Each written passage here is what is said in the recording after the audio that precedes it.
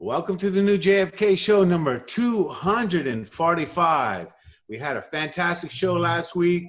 It was about Charlette Bustos, and we got a fantastic response. And there's a guy named Urban Moving who sent basically a document dump, if you want to call it that, with more information than we had before. So we're going to go ahead and cover that. And we want to appreciate that for people leaving it in the comments section of 153 News. So we're going to expand on last week's show, which was titled The Unraveling of Charlette Bustos. So we're talking about a groom spook from Spookville from the very beginning. So Larry, go ahead and take over the show, and we're going to dig deeper into this most intriguing woman. Yeah, well, I was very surprised and taken aback today when you were able to send me, all that new data on this woman who was a real superstar, in Mexico City, and who practically ran everything down there. And last time we showed, some compelling evidence of how deeply involved she was in not only the photographic project, which was called Liemti, but also in the wiretap operation called Lienvoy, where we have been led to believe all along that this woman by the name of Ann Goodpasture was the only player, that was involved, with Winston Scott, and that's what I was, we've been talking about all along, with these new documents, that we're starting to peel away all these layers of the onion. Okay, and we're starting to identify, and we're starting to learn the names of all of these people that were directly involved in the Mexico City scenario of sheep dipping and creating the legend of Lee Oswald going down to Mexico City to supposedly get a transit visa from Cuba so he could get to the Soviet Union, making his great escape via Mexico, which, in hindsight is just so ridiculous, to leave a paper trail, of that sort.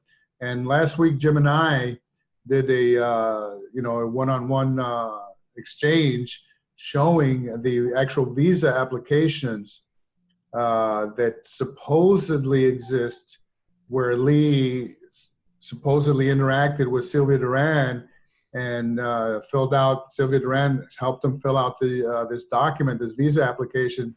But then within the new revelations, the new documents coming out, we find the same document, but completely askew and without the stamp, with a different signature. And Jim, remember last week when we did that, and how taken aback you were, and how everybody, because I've been circling that around, to some colleagues, and they've just been, freaking out about that, how, this has been sitting there under everybody's nose.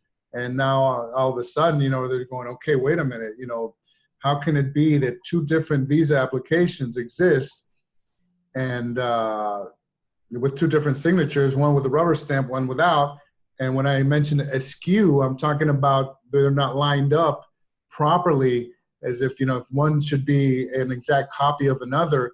When we do overlays and we do photogrammetrics, we can prove that they're totally different documents. And how did this happen?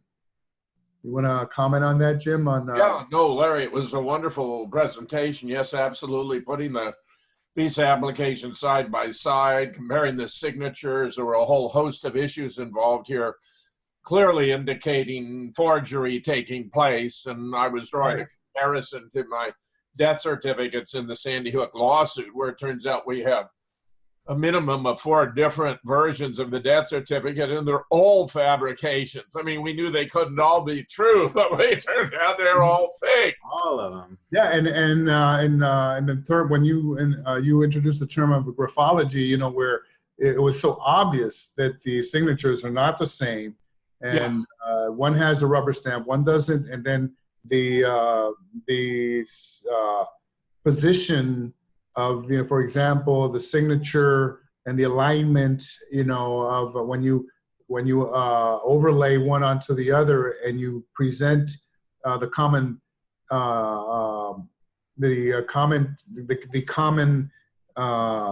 items within one and the other, and you let the document expand, and you see the rest of the document, nothing else aligns itself. So I thought that was quite a revelation, and that goes hand in hand with this whole thing with Charlotte Bustos, because the Mexico City scenario takes on a whole different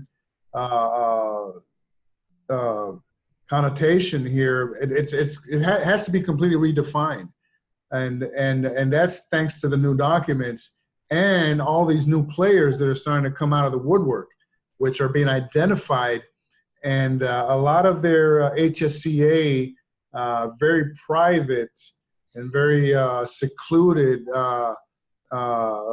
testimonies and affidavits, and so forth and so on, are now coming forward, and we're starting to see, how this whole thing just completely falls apart, and Charlotte Bustos is at the center of all this. Right. So basically, the major players had the least amount of testimony. Well, yes, right after the assassination, of course, the Warren Commission did not even come close to talking to these people. It was only afterwards, and this is where a lot of people, and I've talked about this before, Blakey was maligned, for a long time, but, as you dig deeper and you see all these new documents, you realize that Blakey was following, a paper trail. He was trying to get these witnesses, to come forth 13 years, 14 years after the fact, and tell their stories, even though a lot of them had disappeared and a lot of them had already retired, and this Bustos woman, and thanks to this individual who came up with some really fantastic information, including a photograph of the woman and an article of her wedding when she married this Argentinian guy by the name of Cesar Bustos Videla. And Bustos happens to have, usually when a stateside American woman marries a Latin guy, she sort of keeps her last name or surname, as with a slash. And in this case, which is very strange, she did not. She adopted his entire last names, parental and maternal last names, which would be Bustos Videla. And that's very, very strange, because it seems like she sort of like wanted to erase, her name. I'm just throwing that out there. But this, like I said, this woman, was very, very, very important. She's not that secretary desk jockey that has been made out to be. Okay. And we've got more information on her tonight. If you want, I can do a quick screen share here. Sure. And see where we stand on this. Yeah, this is, we did this before, and this is where this woman comes out because of the twin 10 October 1963 cables, and Bill Simpich is the one who baptized, the two cables, by this name. And this is here at the top here, see Charlotte, and so she's thrust out into the limelight, a woman who had never, before been the author of these types of cables going back and forth. But as we have seen with the Lienvoy information that we have uncovered with the wiretap operation and the Lienvoy reports of September and October, which do not mention any type of interaction with Lee Oswald, with any type of man going into the consulate, the Soviet or the Cuban, trying to get a visa, and where we highly suspect that these cables have been created after the fact, after November the 22nd, as a CYA mechanism, to create the impression and the paper trail that Lee Oswald went there looking for this visa.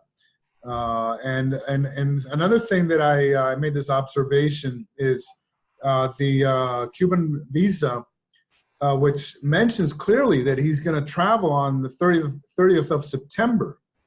Okay, now how do you interrelate that with a November assassination? You know, it's completely absurd. You know, if you look at the Lee Oswald visa application at the Cuban consulate, it clearly says that he's going to travel on September the 30th and that he's there on September the 22nd.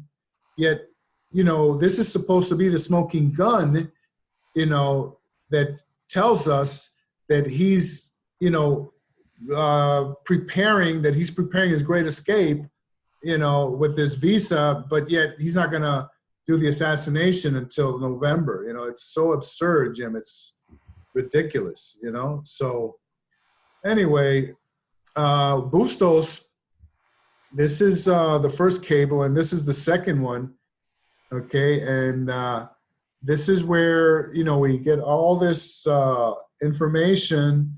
You know, like I said, it's a CYA mechanism to make sure that they're laying this paper trail. And this is the photograph that Gary made available to us via our friend. What's his name again, Gary? His Urban Moving is his handle. Yeah, I have to, you know, this is great, you know, because this is an actual photo of her. Urban Moving, did you say? Yeah. If you go to 153 News on the last show. That was the name of the Mossad asset in New York City that had the picture of the plane hitting the Twin Towers. Urban Moving Systems.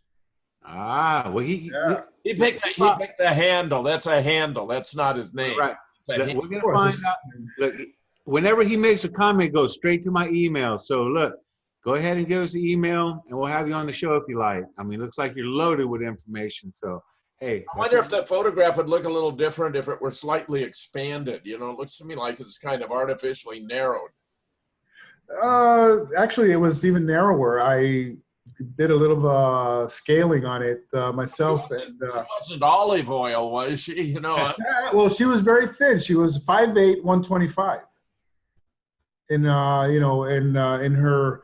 Right. And this is what's so amazing about this woman, Jim. You know, she was groomed, you know, to be this perfect spook in the perfect situation in Mexico City.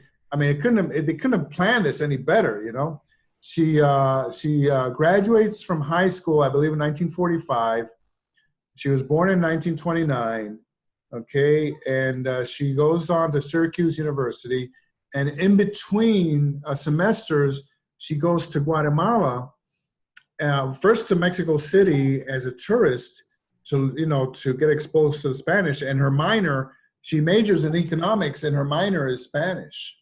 Okay, so she goes to Mexico City in 1946, and in 1948, she spends the summer with a Guatemalan couple, a Guatemalan family, and which had to have been sponsored, Jim. You know, this just doesn't happen like that in 1948. You know, this is a clue that to me is very important.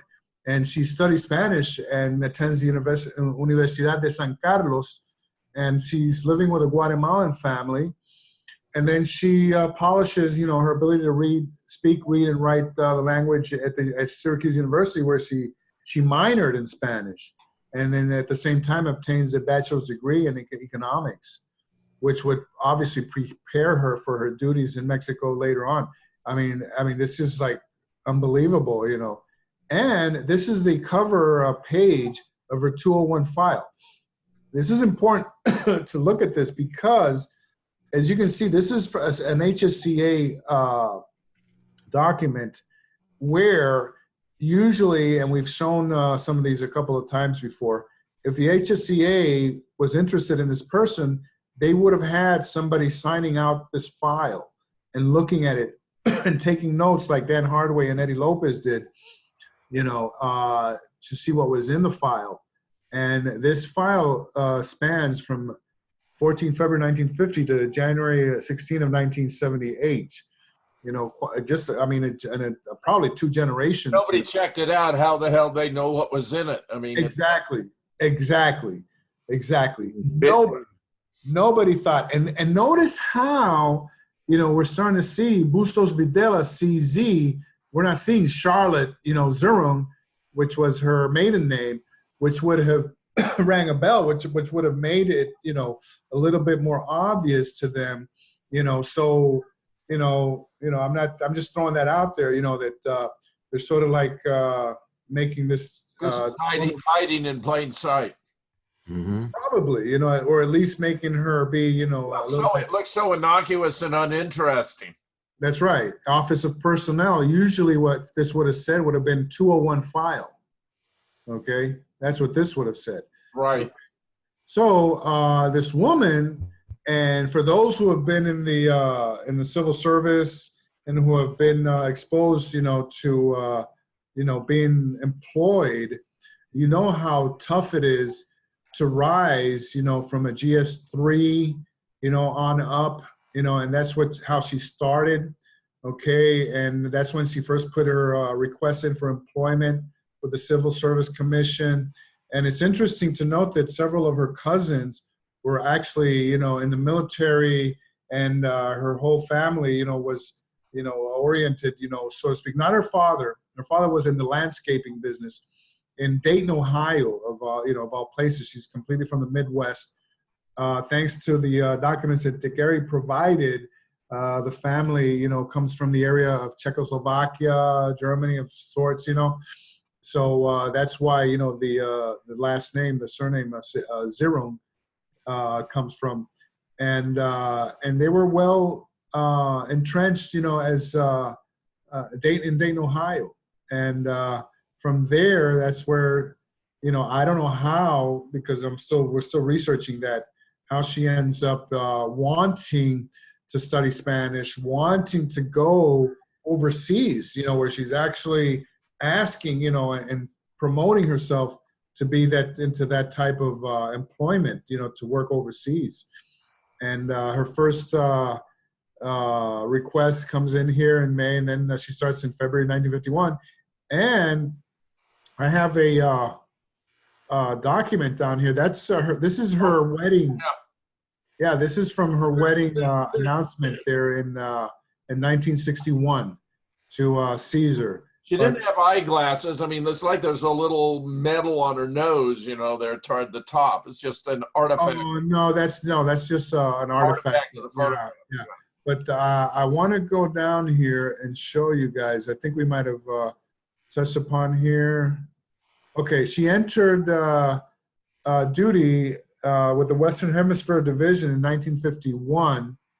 And since 1957, she had been assigned to the Mexican desk. And at present is acting chief. It's 1963, okay? And at present is acting chief. Now, we always thought that the chief of operations there was Winston Scott, and below him was this guy by the name of Easby, R.L. Easby, who turns out to be Alan White. But now we have this document that says she is acting chief, and we've already shown other documents that show that she was a case officer for the Lienvoy and the Liemti projects here. So when we... But what's that part that says she was the mistress? She was what? It says operations supervising. She is a past mistress of administrative. Oh yeah, well she's a very attached to her, very devoted to her duty and to her job. But here's one that says she entered duty with the CIA 27 August 1951. Okay, and she ends up in Mexico City in 1957. So when this whole thing happens in 1963, she's at the center of all this. Okay, and notice how. And I want to show you guys is how it's got like a meteoric rise, from one year to another. She's zooming from being a GS3 to a GS7, where she ends up in Brazil, of all places, as a GS5. and she's actually working as a reports officer. Intelligence officer. Then all of a sudden, she goes up the ladder in April 1952. She finds herself working in Brazil as an intelligence officer, okay, with a rating of GS7. Now, I don't know about you guys, but, you know, I know people who have worked in the federal government, and going from, you know, one classification to another might take 5, 6, 7 years, you know. And in this case, you know, she's rising very, very fast, you know, and she's supposedly a secretary stenographer, you know, with the classification of GS5. And then she obtains security clearance and security approval for access to classified material by December 1951. She's a bona fide CIA intelligence officer in Brazil, GS5, working as reports officer. Another quick step up the ladder occurs in 1952, where she finds herself working in Brazil as an intelligence officer, rating of GS7. By the time she gets to Mexico City, I think she actually ends up her career as a GS14. But every year she's going up that ladder, you know. And then she marries, you know, Caesar, and this is when she scraps her maiden name of Zerum, you know. And what kind of a name is Zerum? It seems to be, you know, mid European, Czechoslovakian, German, you know. That does have a German cast to it. Border with Germany and Sounds Czechoslovakia. Yeah. Operation Paperclip, it's obvious. I don't know about that, but this is one that really drew my attention, and this is 12-563. Okay, and look at the classification. This is what the position title: Ops Officer. Okay, Ops Officer. You know, that's to me that is not a secretary. And so she was involved in covert action, counterintelligence. You know, at the end, you know, when she was, you know, really, really hot there, she was, you know, actually training operatives, you know, and she was a very, very important woman, you know. And so when we find her, here are some actual performance evaluations of her. Oh yeah, I've never in my life had a more glowing, what do you call? Evaluation. Yeah. Appraisal. This one really stands out because I've studied all of her performance evaluations all the way through the 1970s. And if you look down here, specific duty number 6, preparation of budget, special papers, surveys, and briefings. Now, the year of the assassination, this is 1962. The year of the assassination, and this is the only time that this comes out. Okay, the responsibilities of when the chief of the desk is absent. Okay, signing dispatches and cables, coordinating and supervising reports officers and case officers. And again, there's a lot of redactions, but this one really stands out because this is the only year, and this is the year where they actually have her signing those cables, the Lee Oswald cables, 1963. And I looked at this and I compared this with all the other years, and this is the only year where they mentioned that she was signing off on cables, and dispatches, which is what we see in the twin cables that we presented earlier. So I believe that Charlotte, and she might even still be around, so. What year was she born? She was born in 1929. Irvin said her sister died in 2015. Yeah, Dorothy, yeah, and she was a musician, actually, Gary. What year was she born? I'm sorry? What year was she born? 39 or 29? 1929. 1929? Yeah. Well, she'd be 11 years older than I, so she'd be around 90. Right, yeah. And again, you know, I think we looked at the Lienvoy information where it clearly says that she was a case officer for Lienvoy and Liemti. So this is why, you know, these new documents are so important, because, you know, we're starting to get, you know, some really specific information and specific names, you know, on who did what, and complements, you know, what had already been released, and fills in a lot of the pieces of the puzzle that we've been trying to assemble here. Yeah, I think this is a terrific compliment to what you've been doing heretofore. Yeah, and going back, we can briefly revisit that stuff that we did. Let me just go here and here real quickly, because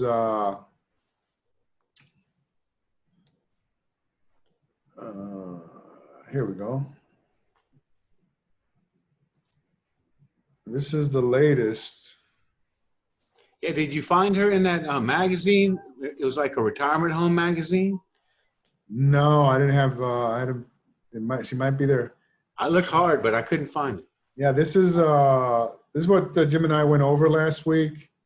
Okay, and these are the twin Lee Oswald Cuban consulate visa applications that I was talking about, and this is why, you know, this whole Spook Fest, like Gary likes to say, you know, is just so important here. It's coming out, you know, because especially when you start to realize, you know, what all these people were involved in. And I added this because, you know, this is so important. You know, new documents reveal how Win Scott, under his pseudonym Willard Curtis, led his operatives to conduct false flag operations, create false documents and fake photo montages, even mislead the U.S. ambassador by preparing memos that would attempt to lead Mexico to break relations with Cuba, using these techniques and other black bag operations, to wit.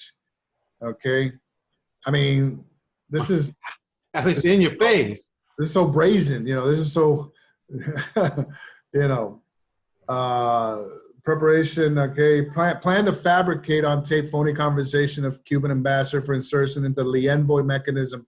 Lienvoy being the wiretap. Attempt to persuade a longtime Mexican employee of the Cuban embassy to defect and make public statement condemning the Cubans. Isn't it remarkable? It is so open that they're actually saying what they're doing. Yeah, I love that. Look, you know. Yeah, at the bottom it says the secret. If you look, assassination of JFK.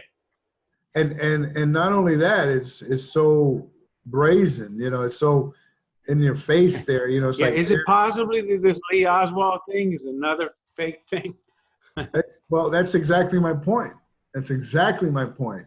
You know, because if they had the means and they had the facility to falsify documents, you know something, those Cuban visa applications, they're probably falsified as well. You know, you get a rubber stamp, you know, you get a typewriter, you put it, you know, how do we know that that is bona fide, you know, coming out of the Cuban consulate, you know? You know what I mean? Cuba never, you know, said anything about it, you know. And then you got two different copies, you know, of the same document, you know. And then this one, I mean, this one really takes a cake here. You know, all security considerations permitting attempting to arrange a crash of an automobile of Cuban diplomat Rogelio Rodriguez, crash, okay, quote unquote, to involve special undercar device. I know what that is. Yeah, with weapons and prop. B-O-M-B to me. Yeah, prop means propaganda. You know, what they want to do is they want to crash the car, make it explode, and all this propaganda and stuff, you know, comes popping out of the car. Okay, example of proving Cuban intervention in local labor problems, you know. Man, it's just another day in the news cycle in 2019. And you know something? Mexicans could have cared less about any of this crap. You know why? Because the Mexicans supported the Cuban Revolution from day one. And I'm going to say this. The Cuban Revolution started in Mexico City. Fidel Castro, okay, was brought into Mexico City, and he lived in Mexico City. That's where he organized. That's where he launched his boat, the Granma, full of his first revolutionaries, and that's where the Cuban Revolution was born. It was born in Mexico City, you know. So how do you expect Mexico to go ahead and just because of these, you know, feeble attempts, you know, to create these false flag operations and this crap, you know, to all of a sudden say, oh, you know, we're breaking relations with with Cuba. It never happened. It never happened. You know, it doesn't matter how much the U.S. tried to make Mexico break relations with Cuba. It never happened. Doesn't matter. Even though we know now that count them, three Mexican presidents were CIA assets. Okay, Adolfo López Mateos, Díaz Ordaz, and Luis Echeverría. You know, for 18 years, you've got that situation going on in Cuba. You know, so and this is what we came up with. You know, and this is from the new documents. You know, and we did some studying here, and we compared the area of the signature and the rubber stamp, and completely different. I mean, it's not even, and then when you do the overlays and stuff, you realize, that these don't line up, and the signatures don't line up, they've been obviously forged, and I don't care, maybe they're going to try to say, oh, that was a carbon copy. Okay, well, how come then the carbon copy looks better than the original, I mean, as far as the definition of the typewritten letters, and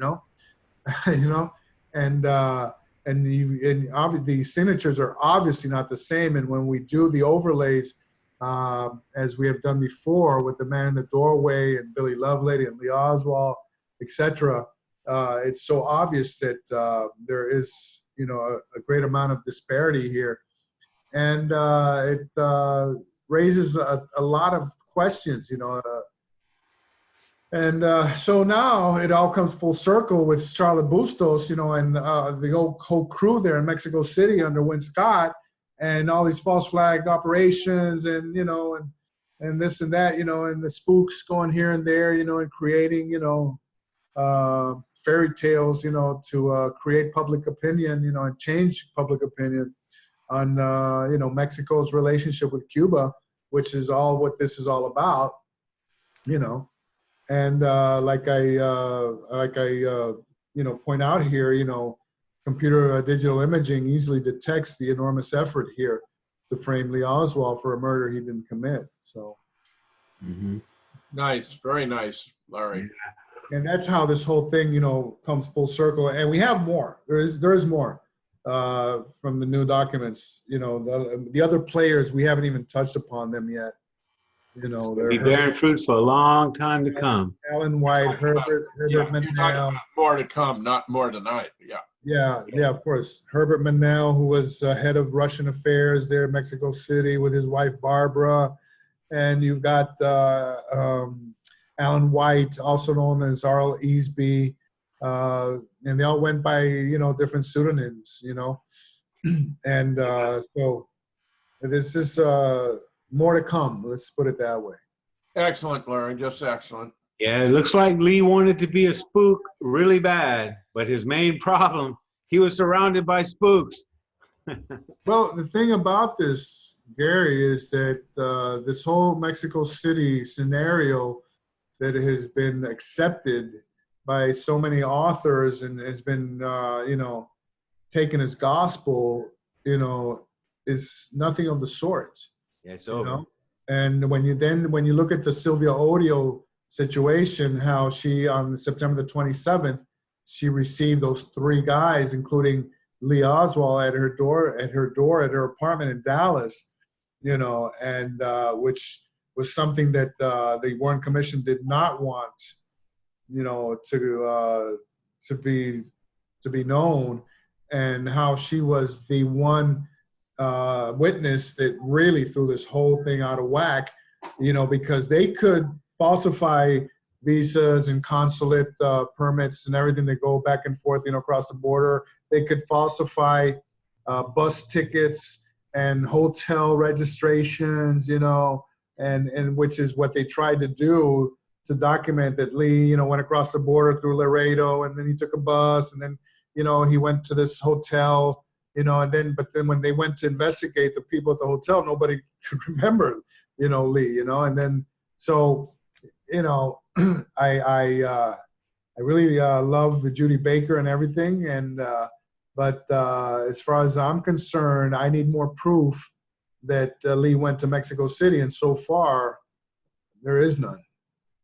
No, but there's a lot of evidence of fabricating the idea that he went there. So I think why so? I know. I mean, and such a weak premise here, Jim, because if the visa application says September the 30th, it doesn't make any sense. How can people accept that? You know, that he's going to assassinate in November, but the visa application says, you know, September the 30th. That's when he's going to travel. I mean, it's just completely ludicrous. You know. You got it. So, yeah, remember Oliver Stone said, I think a lot of people have to remember that all of this was going on back in the James Bond days.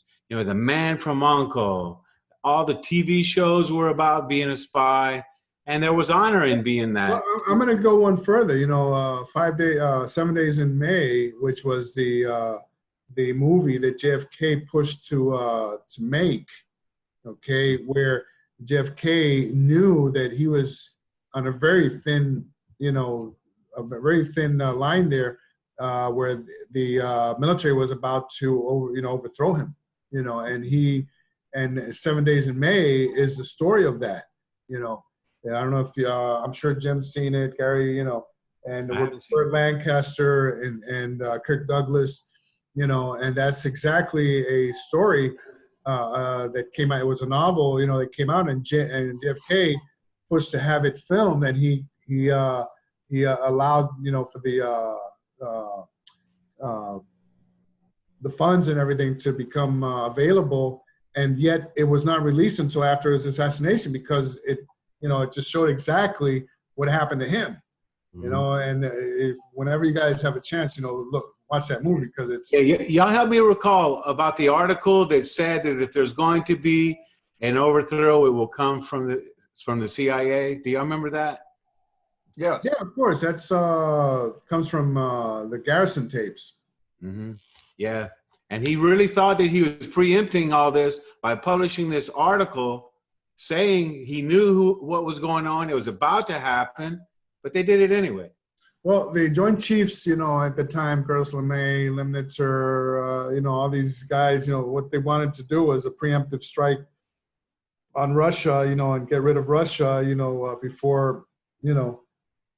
But then the Cuban Missile Crisis came along, and don't forget that we did that show the other day that showed, you know, how the invasion was ready to go down, you know, and then when they found out that Cuba had all these nuclear warheads ready and aiming at the U.S., you know, they backed off, you know, and they canceled all that. And so, you know, this whole situation, you know, this who blinked first, you know, and then Khrushchev and Kennedy with the backdoor negotiations, you know, and both of them were under a lot of pressure from their militaries. You know, that's what's so amazing that you know, this didn't happen at all, you know.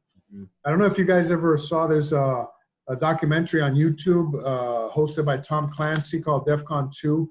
I highly recommend it. Do a search on that and watch that. It's only an hour long. And it tells us how all these Soviet nuclear submarines with nuclear warheads, you know, their commanders had their finger right on the button, ready, you know, to respond and launch their missiles, you know, and how close the world was to a thermonuclear event, you know, in October of 1962, and all over this thing that happens to be Cuba, you know.